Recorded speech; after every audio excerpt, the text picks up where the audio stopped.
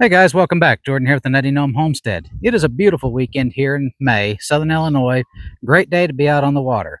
There's nothing more frustrating than if your boat doesn't start or if you're having trouble getting it to keep running when you're out on the lake.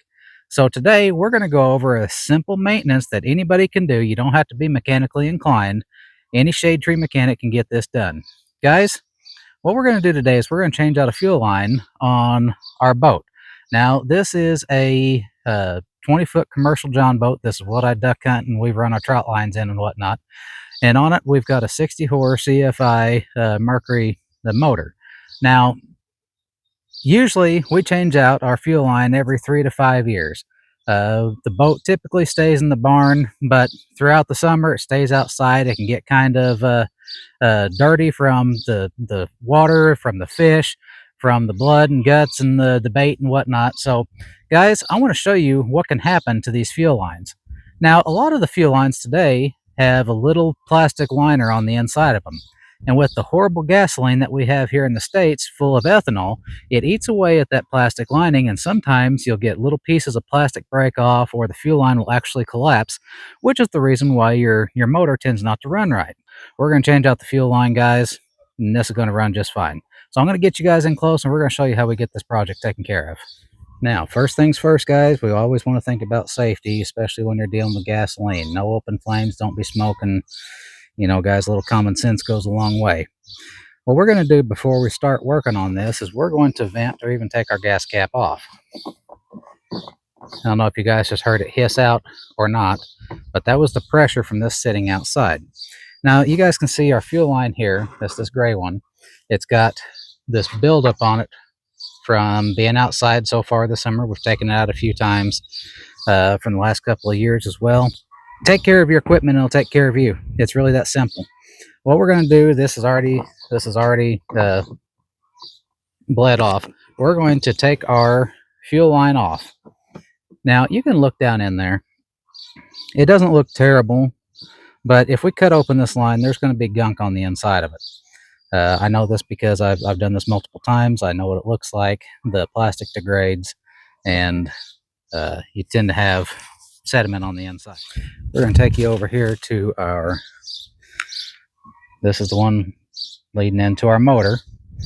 I've already taken our, let me get you focused in on here. I've already taken our clamp off here. We can pull this off. I don't know if you guys can see it, but you see the dirt and the gunk down in there.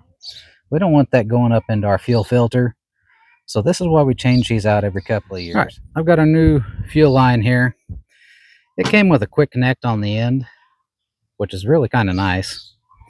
So we're going to swap out our connection that we have on our fuel tank.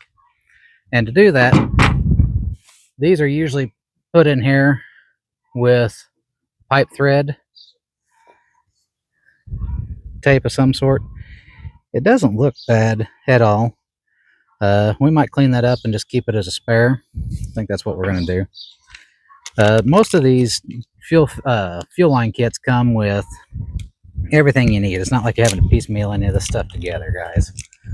So we got a pipe clamp in here, and we got a 1/4 inch in NPT quick connect.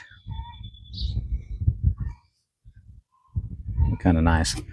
So we're going to use our thread tape. Now remember, righty tighty, lefty loosey.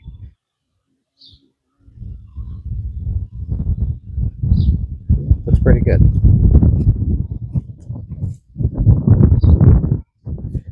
See that old thread tape there? We're going to thread this back in.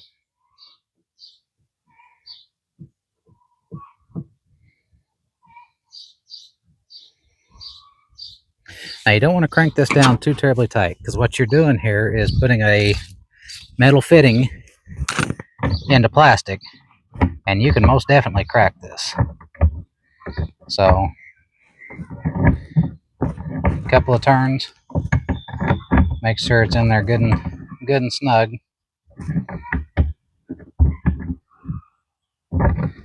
And that's it. That's all we're going to do on there, guys. The other end of this fuel line came with the quick connect already attached. Very similar to an air compressor.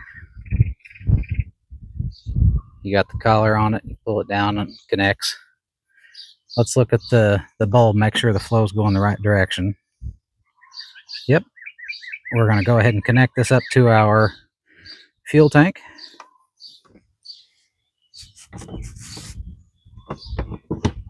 Oh, that's real nice.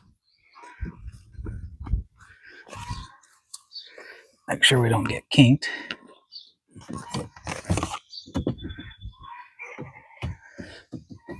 We're going to run this underneath all of our wires for our steering. The only tool we're going to need for this is just a screwdriver. We've got our nipple coming off of the back of our motor here. We're going to slide the pipe up on it real gently. We don't want to break this. All right, so if you're going to tighten up this hose clamp, you don't want to over tighten it, whether you're using a ratchet or a screwdriver. You just want to get it down there nice and snug. So you don't want, you see these little holes here? You do not want the rubber from the hose line poking through those holes. You can actually cut off your fuel line, and then it could pop off and you guys could have some problems. So we all know that BOAT stands for bust out another $1,000. Not every fix with your motor has to cost you $1,000. This cost us about $25–30 and about 10 minutes of our time. So if you guys want to learn how to do this and a few other things, hit that like, share, and subscribe button. It really does help us out. We do some equipment maintenance here. I'm not a mechanic by any means, but I do know how to do some of the simple stuff. So I have a question for you guys. What boat motor do you guys prefer? I'm partial to Mercury. It's what I grew up with. I know some people like Yamaha, some like Johnson. Let me know down in the comments what you guys prefer. Until next time, we're going to get ready to go out on the lake today and enjoy this beautiful weather. Hit that like, share, and subscribe button for me, and we'll see you all on the water.